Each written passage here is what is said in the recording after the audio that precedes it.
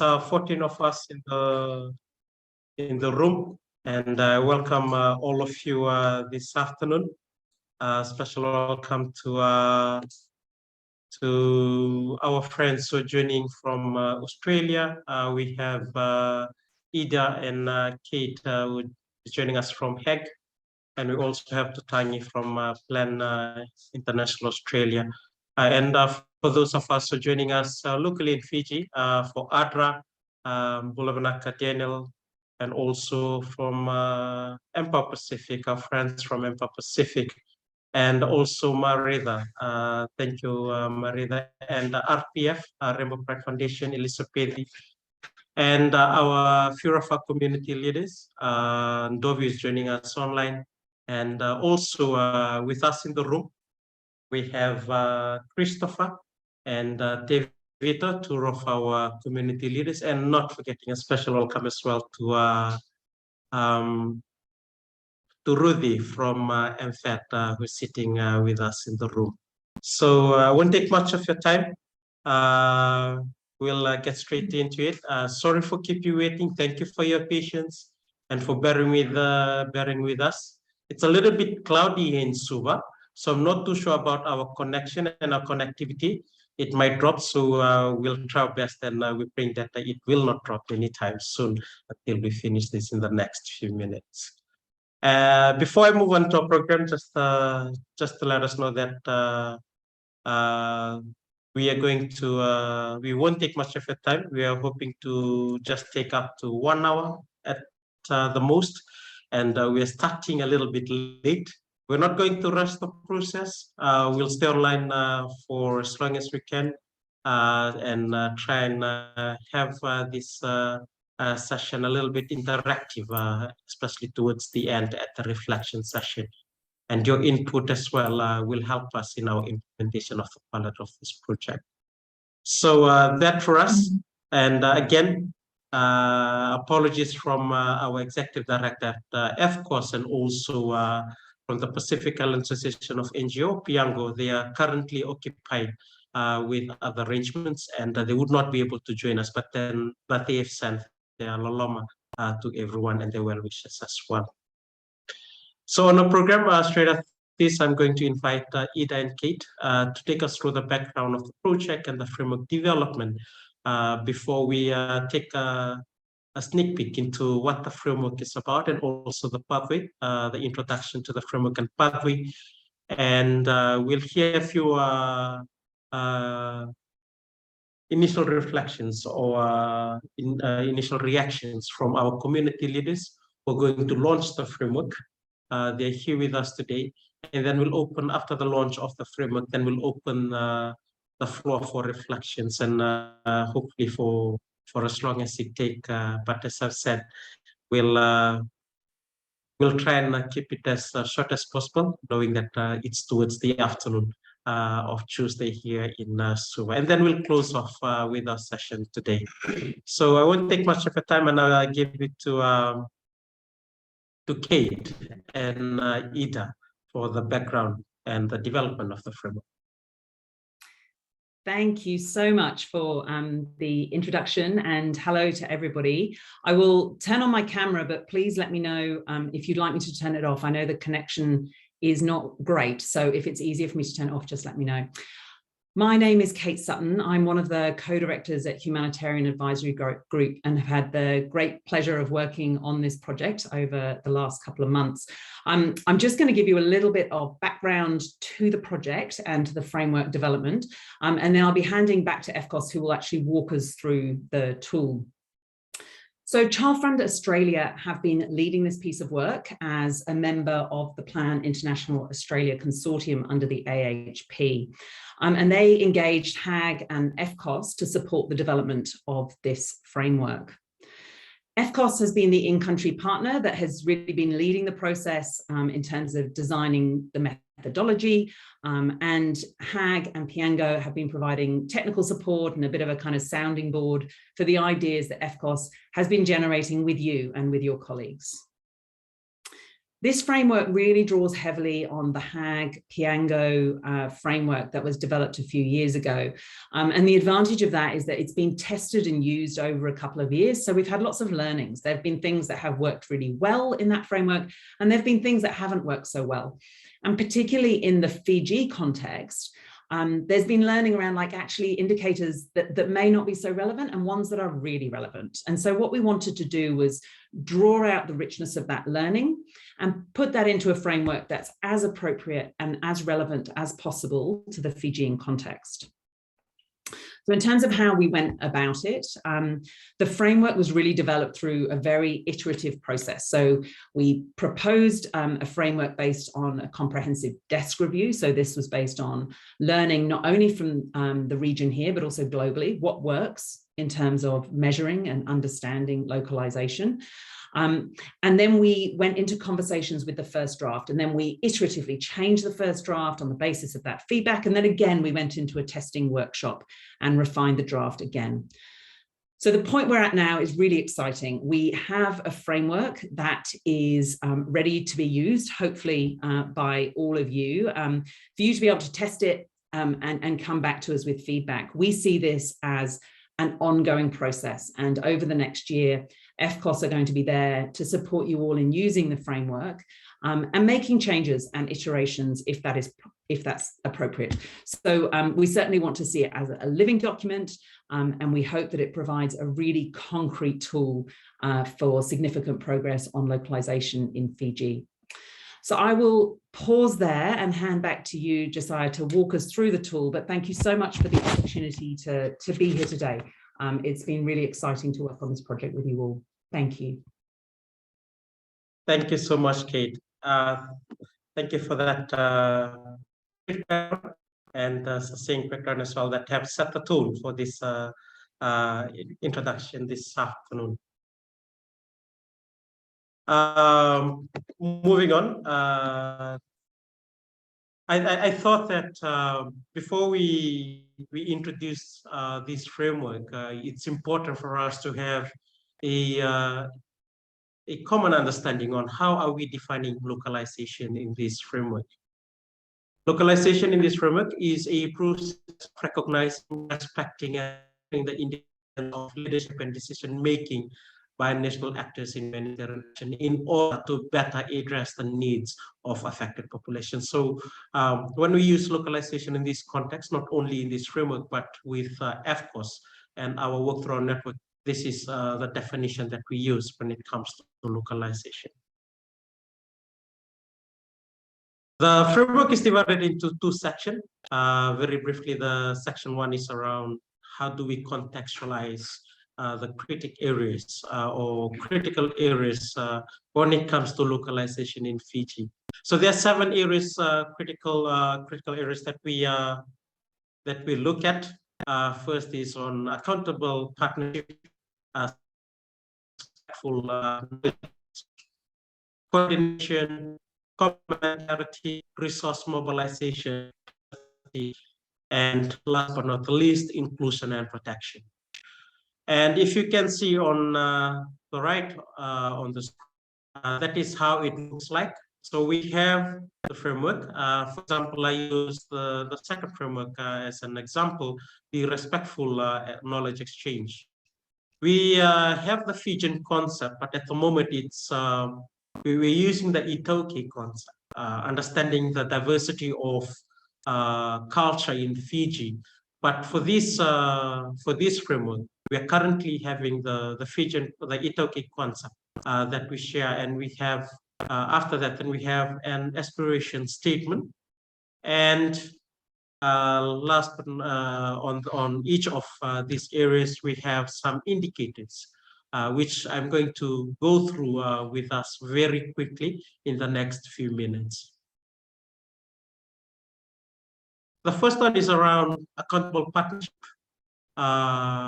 The concept of Vetokani and Dina. Vetokani means to partner and also to accompany, and Dina comes with a whole of of concept of accountability and also trust that is tied with that. So a few of the indicators that we have are perceptions and key components of partnership. If you look at the indicators, it talks about two-way accountability to communities and partnership with communities.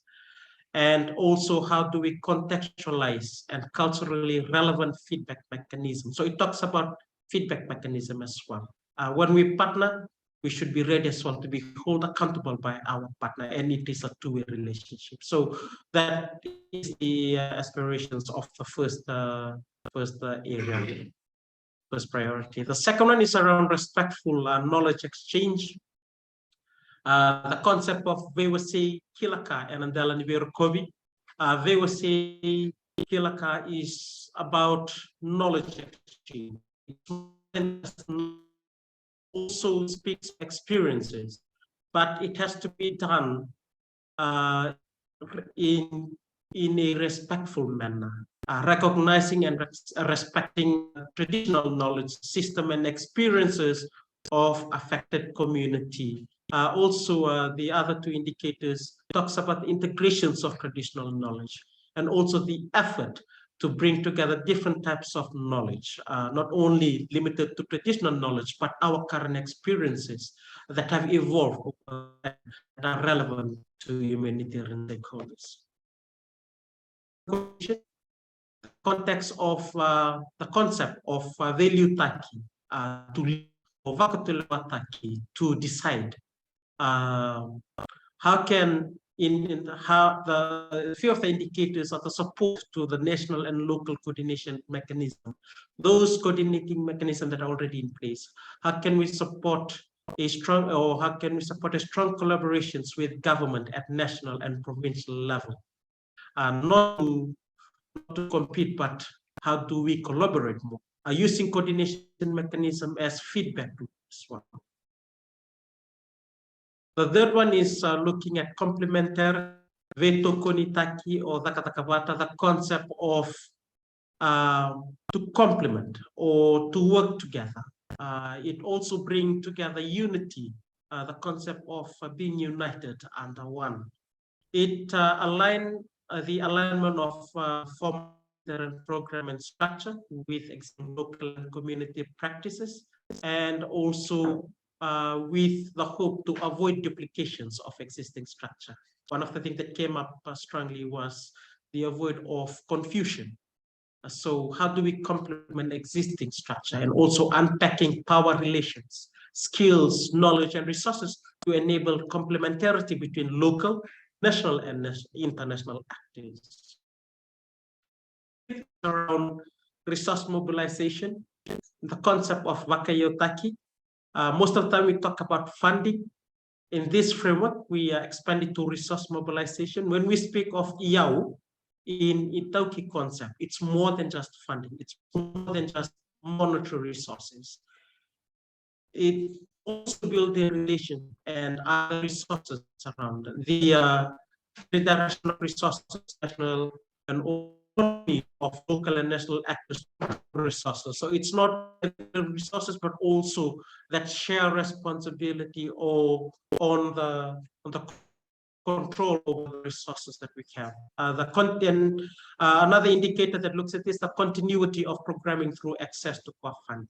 Local communities informing resource mobilization plans. So we are not only availing resources based on what we have or what we think is best for the community, but also we're being informed by the community. So that's the aspirations or the indicators under resource mobilizations. On capacity, on the concept of Rawaka,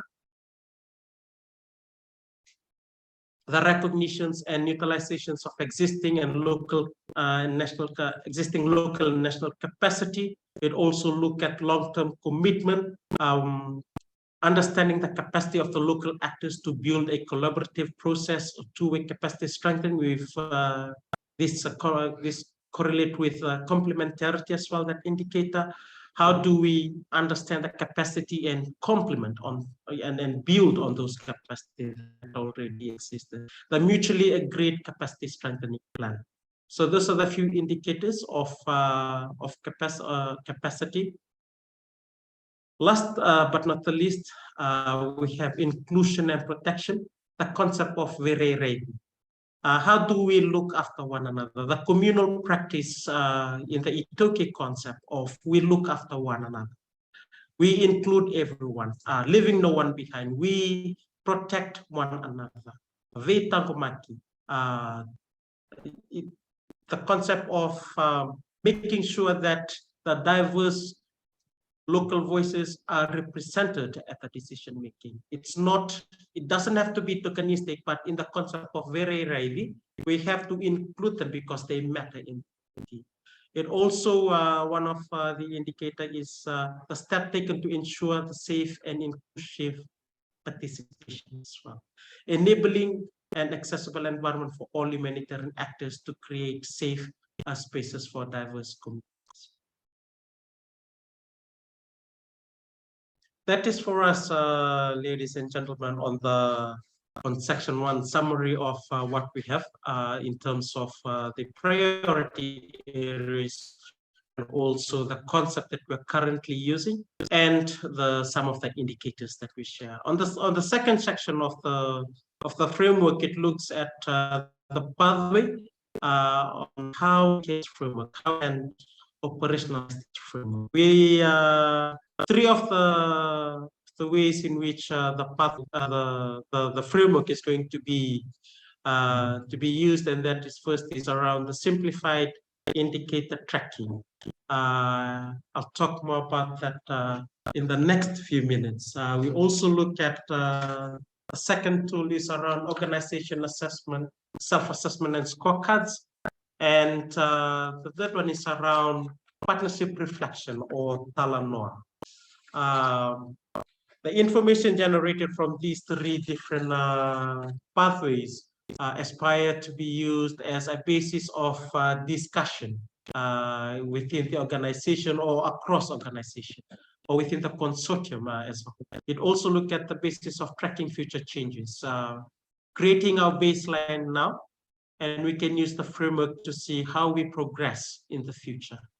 And also as a basis for planning, how we can use figures and data collected to best inform our planning for the next, for our activities in the future. For the simplified indicator training, it offers way to track sector or consortium-wide progress, and also to provide a basis for certain conversations about what needs to change and provide a longitudinal data that can track changes. Just want to take us through how it looks like under each of the priority areas. I'll use the first one as an example on the screen. Under the accountable partnership, there are 4 indicators that we have. The percentage of response for developing shared partnership principles of ways of working that transcend objective deliverables related to long-term and more strategic engagement. And for that one, it's a quantitative. And if you look right on the right-hand side, the group, the L, N, and I, that stands for local, national, and international. So each of the indicators identify which one applies to local and also actors, and I is for international. The second one that is specifically local and each on the indicators identify which one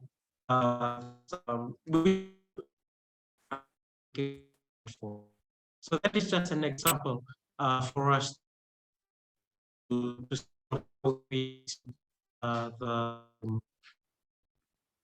second one is around self-assessment scorecard. This can be used by individual organization or between organizations who would like to assess their current baseline, where they are in terms of those priority areas. It also supports useful internal conversations about what needs to change and why within, or it's more of like a look within tool that organization can use. If you look on top of, if you look on the second one, the guiding questions, that have globe or flag on some of the questions or some of the guiding questions.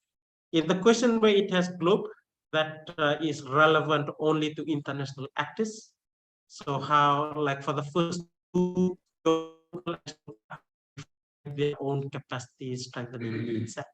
And if you see questions with the flag, that indicates that it only relevant for local and national.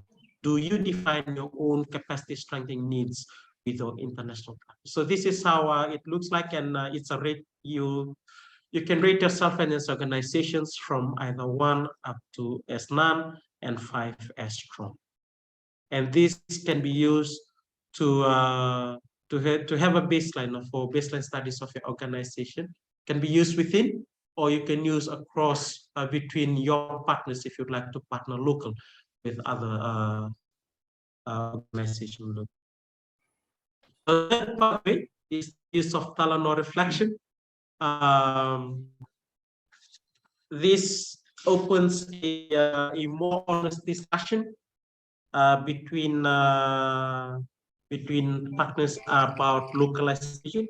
It also creates a better understanding between partners about the barriers and enablers for localization. And it not like the others, the other two tools that somehow you can generate qualitative data. This one is quantitative data. This one is more qualitative. So these are some of the sample guiding questions. Can you share your experience or story about localizations? What are the opportunities for localization in Fiji? What are the challenges for localizations? One thing that we discuss about is when we talk about Talanoa in the Itaukei concept, sometimes it can go from point A to point Z, and then we try and find our way back to B.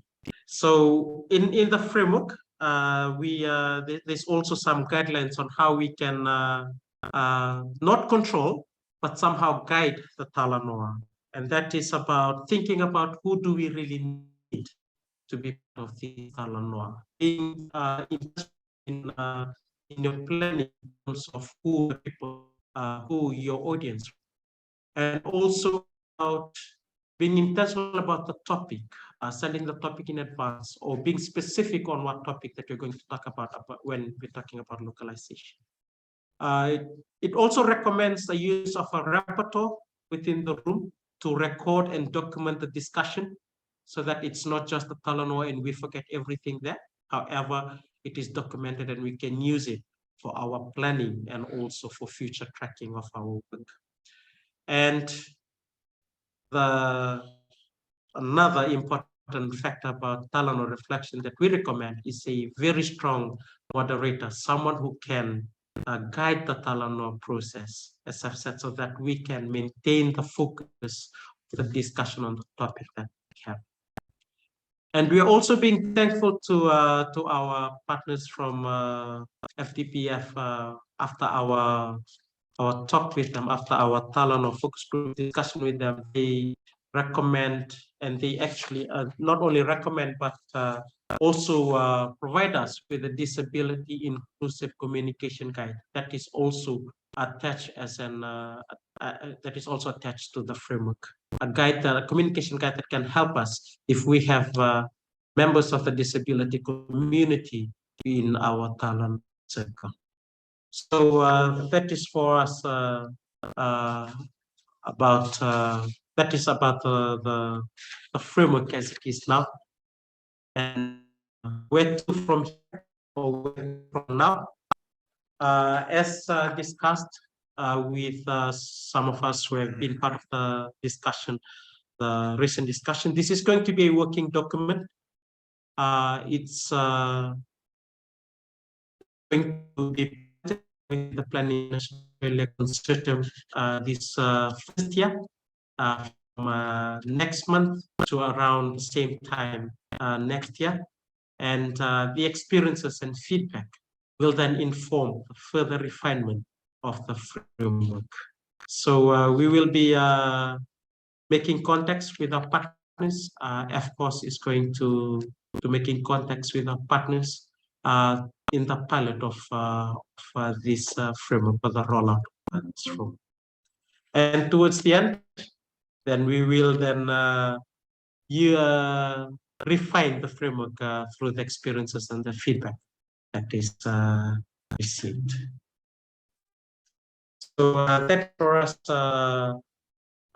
ladies and gentlemen, very briefly on what the framework is, the introduction to the framework, and very briefly what will happen in the next few months. Before I open the floor for discussions, in the room we have Christopher Lutukiwia, who is one of our community leaders. He is the president, he's the chairman of the Nosori District Council of Social Services, and they serve a diverse ranging from towns and city areas and up to the highlands and also the coastal area of Thailand. Therefore, Christopher to share some of his reflections. I must say that he was not aware of his role because he refused to come. So a little bit of a white lie yesterday, and I'm going to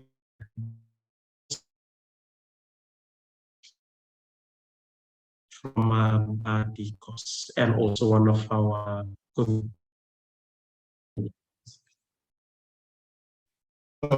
thank you, Chastaya, for such a overwhelming presentation and me being here.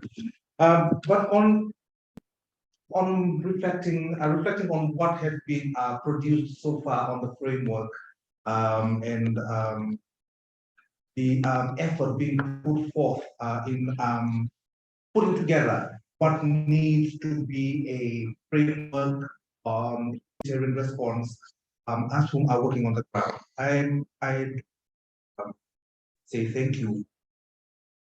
I believe that this is something that is needed towards as a guiding tool us whom are on the ground responding response. Well, there was a lot of takeaway from the 7 pillars that was being projected in the presentation. So one of the things that is the expectation that I would like to think is the proper and the quality transference of knowledge within the community when we are talking about localization.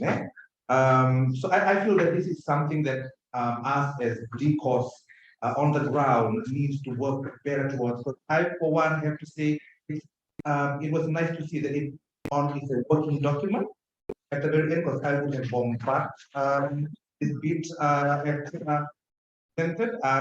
That you have mentioned is working document. So with regard to taking that compiled document to the ground, I don't think that there is a way of really putting it as a lump as a whole. But however, it requires us as DCOS to really work more on contextualizing and localizing the concept on the ground from what we have seen in the presentation. And yes, I really do like the fact that it sort of gives the cards to really see and reflect on what have we been doing and how well could we do it on the ground. The internal reflection sort of solidifies the opportunities that is on the ground. So partnership that avoid double dipping towards our response on the ground. So it's really self-reflections. And therefore, it would also be open to other respective mechanics of response. One shoe does not fit all, or we might that's how reflection comes on. And also something that also is to look at, we need to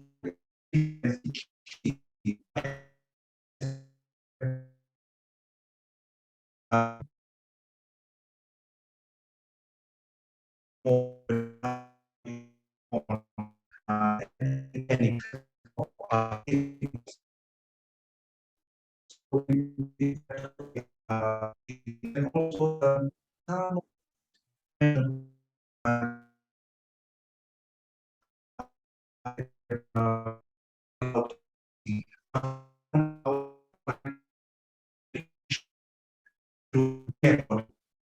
and we will do actual active and traditional aspect. So that's from my end. I think I'm too much of the time. Another colleague of mine here want to say, but for, please. Thank you, Chris. I'll ask Ted to share his reflection as well as a volunteer and the vice chair of our PA, District Council of Social Services, from who works in the Western Division. Thank you, Chris. Just adding on to what Chris has mentioned, I think the development of this framework is really important. As volunteers on the ground, it is important in the sense that it will complement the work that we have been carrying out at the ground level. We have seen humanitarian actors and other NGOs that comes to the ground, but never works with us. But when we have this framework, this is important to acknowledge the ideas, the existence of certain NGOs to ground level societies and networks that we have on the ground. And I believe with this, it will really strengthen our existence on the ground. It will also what we can do better in response or how we're going to respond to the situation in the future. Thank you. Thank you, David and Christopher, for your sharing. From the screen, we have a cake to commemorate this. And it marks a celebration as well for Korea. They've shared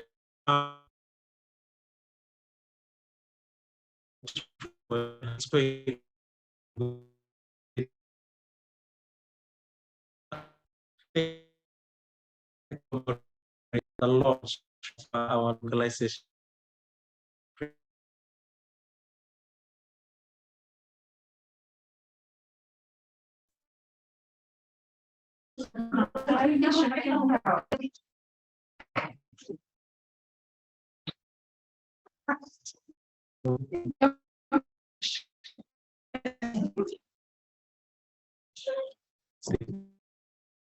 Can you get the key?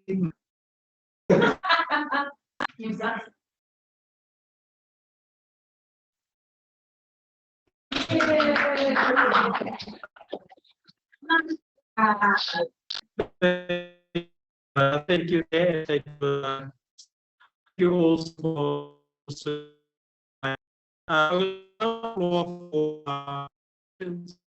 We have questions.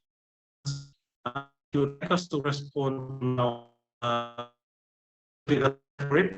We have next group that's also and also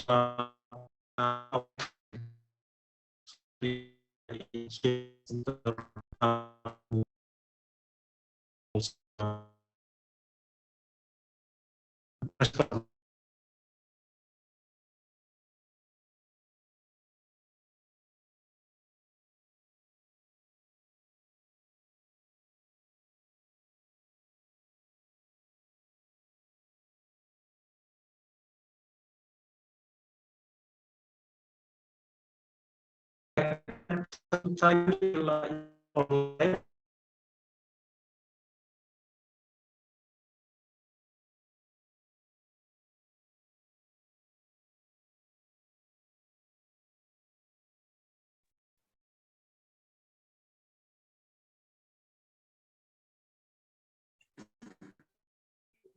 We will give this time to Tiny to share a few of his reflection on the framework and to start off our discussion or dialogue about the framework this afternoon. So Tiny, if you can hear us,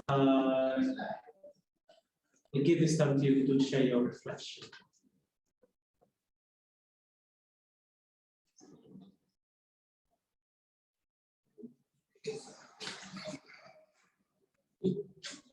Thank you.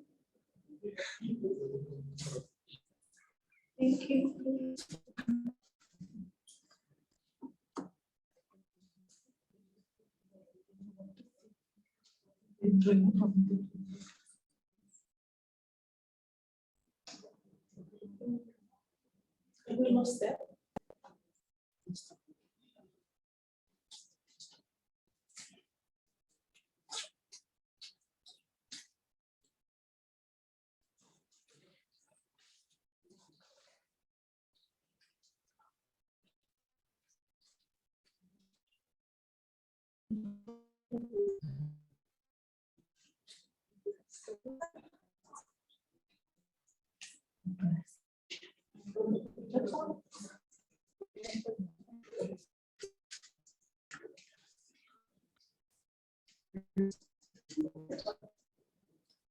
You connected.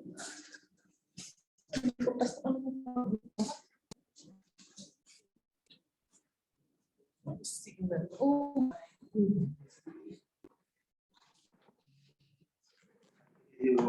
Okay, so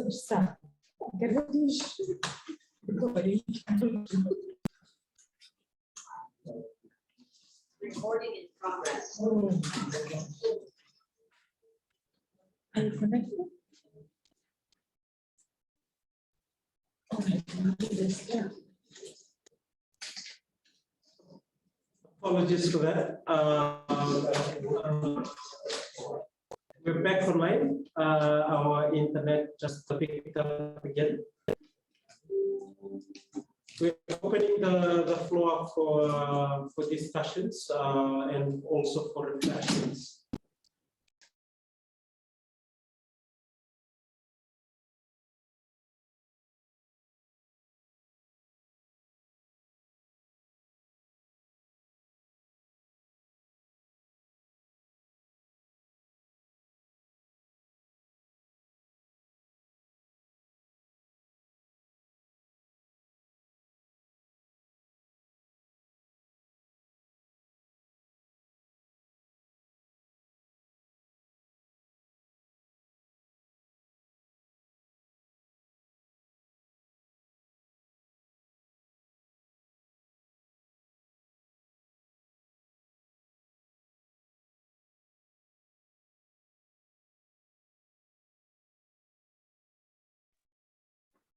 Go ahead.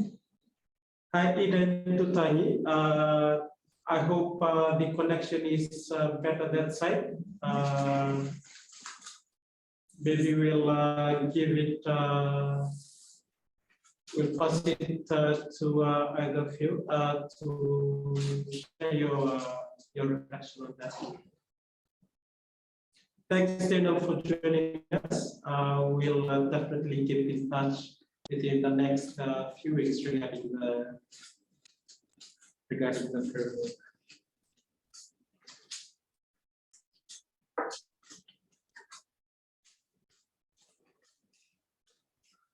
Yeah, Josiah, maybe there's a very interesting question posted by Kate in the chat around, just to hear the response from the participants about which one of the tools that they are very excited to use and might be very relevant or useful. Maybe it's good if we can hear that from the participants. So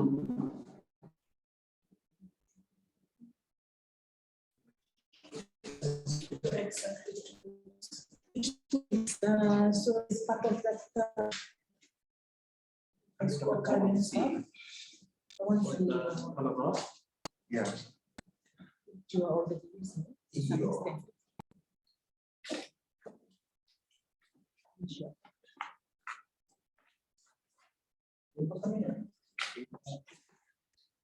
Sorry, while Chris is just clicking through that, Oh, yeah. I just want to maybe share that we did through HP, we had done, I think this was through PPF1. We had trialed some of these approaches, and one of the things we were able to do was in 2020. Was it 2020 that we met in the Coral Coast? Yeah. 2020, we used the Talanoa sort of approach, and with some guidance from Michael, we were able to go off into like it was a combination of focus group discussions and Talanoa approaches, and the D courses clustered themselves in divisions, and then given that they were in this, they were given an afternoon to sit together and talk about their responses so far, and then look at where the gaps were, and then it then came up with divisional capacity building plans, which we've used as a sort of reference point. And we used throughout, I think that was the end of 2019, but those divisional capacity building plans we used to 2020. We used throughout 2021 to provide capacity building support to the D courses during the TCS, the multiple humanitarian events that took place in 2021. So before that actually happened, the D courses had met divisionally and talked about the responses so far, the gaps, and then they talked about how to, they identified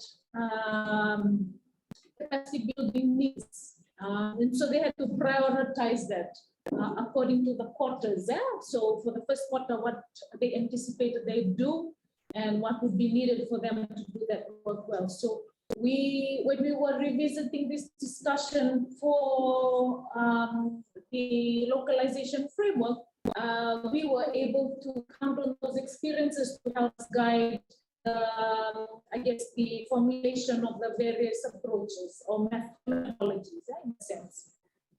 Because I recall, the courses they went off in their own sort of discussions, were very specific about what they thought they would, a lot of anticipatory action, but that was based on what they had just gone through in 2019. So it's that part of that experience has also gone into the framing of the tools as it's presented in this framework. Go ahead, Chris, I'm sorry. No. Instead of what? Thank you. Just in responding to the tools that we were working with, from the experiences on the ground and also in a communal setting, Talanoa reflection is always a better tool to be used on the ground. And it would be the integrations of a group Talanoa or focus group discussion that could also added the extraction of the needed information from the ground. But it's usually the Talanoa within the context of traditional setting and communal setting that usually gives us the needed information that we need to work with and how to respond towards certain needs that's been identified there. So thank you. Thank you, Christopher, and thank you, Manu. Are you hearing us? Yes, we can hear you clearly. Thank you. Thank you, Ida.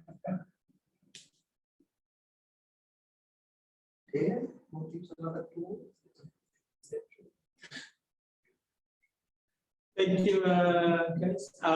For those of us joining online, please do not hesitate as well to share your reflections on the tool, and also maybe some points on how you're looking forward to use the tool, or what are some of the ways or areas in which you're looking for to use the tool.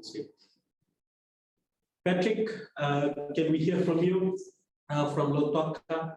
I hope it's not as gloomy as Suva right now.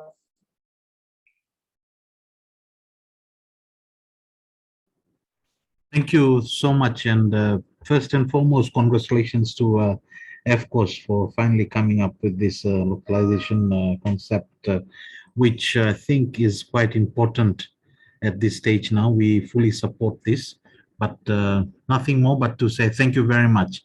And it's good that we have something that we all can include in our program designing now. Thank you, FCOS. Thank you, Vani. Thank you.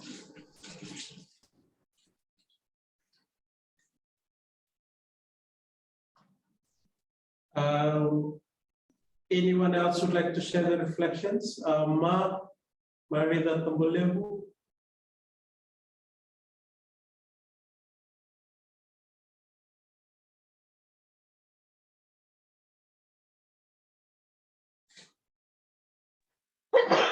Sorry, Chisaya Mbuluvinaka, no, nothing from me at this moment, just enjoying listening to the discussion. Thank you. Thank you, Ma.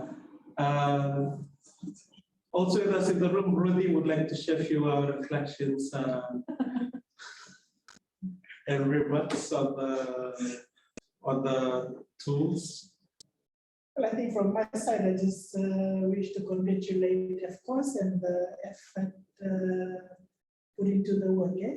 And I think I mentioned this to just say earlier when I walked into the room. It looks like localization is a hot topic at the moment. I think from MFET, we have started to engage directly with the local CSOs in terms of delivering the humanitarian response for a few of the past disasters, starting from DC Hera. And from my perspective, I think we still have room to improve and better our engagement with our local CSOs. And just for the information of the group, today there's also a localization research undertaken currently by the University of Canterbury. It's MFET funded. So I'm sure the team will be coming to the organizations in a few months. And congratulations again to FCOS and the group. Thank you, Ricky. Sarah? Thank you, everyone. Just before I pass the mic to Vani, I'm just going to give it back to Kate and Ida. If you'd like to share some last reflection, and then I'll ask our executive director for the closing remark, because I know Tutangi's connectivity keeps on dropping. But Tutangi, if you're able to jump online, please feel free to speak. Yes, Yeah, nothing. Go ahead, Kate. Sorry, I was just going to say nothing further from me. It's been really wonderful to hear people's reflections and on the tools that are going to be useful. So just a big thank you to FCOS for their partnership in the project and for the work with obviously Child Fund and Plan as well. So big thanks from us. Thank you, Kate. So I'll pass the mic to Fanny just for her final remarks and also to close off our session. We did not really look at with time. We're coming to the last 10 minutes because we started at 5. So I'll ask Fanny for her final remarks. Pinaka. First, I'd like to apologize scheduled for FCOS/Tiambo. And, you know, I think this is the 4th meeting. And then we have 2 more meetings to go to after this. But just to end, I wanted to first acknowledge the support of the Humanitarian Advisory Group. I know Kate and team and a few others. Ida is here. I also wanted to acknowledge the support of the Australian Humanitarian Partnership, particularly the PLAN International led consortium, for just ensuring that this was something that was already deeply embedded in the work that we do as FCOS, and as we mentioned that we we are part of a network that is deeply committed to ensuring that local knowledge and local expertise and local people and communities come to the fore in the disaster space, as they've been doing behind the scenes for many decades. And this is not something that we just began maybe 5 or 6 years ago when the World Humanitarian Summit prioritized, particularly the Grand Bargain Agreement prioritized the need to accelerate localization. But this has been something that's been ongoing. We often share this in many spaces, that localization is part of a bigger goal to empower local communities, to bring them knowledge that has sustained them for centuries in this particular region. They often say the Pacific region is one of the most vulnerable, not only because of climate change, but because we often, where we are, is in a particular vulnerable zone, perhaps, and is exposed to many of the natural disasters that don't often occur in other regions of the world. Vanuatu, for example, is considered the most vulnerable country in the world. Someone correct me on that if I've said that wrongly, but this is the challenge. This challenge did not just emerge 10 years ago. This has continually is a lived experience for many of us and many of our elders. But there's a reason why we're still here, I like to think, and that's been based on our resilient practices, our lifestyle.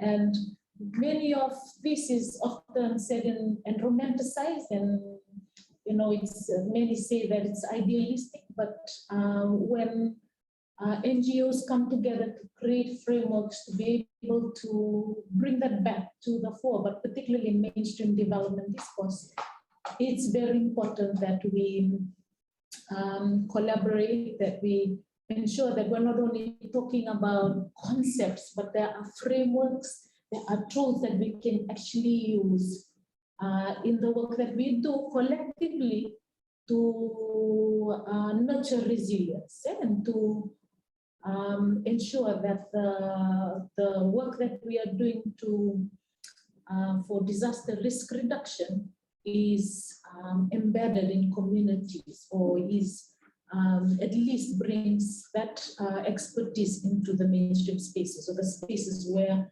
NGOs often work, where governments often work. So I'm really thankful.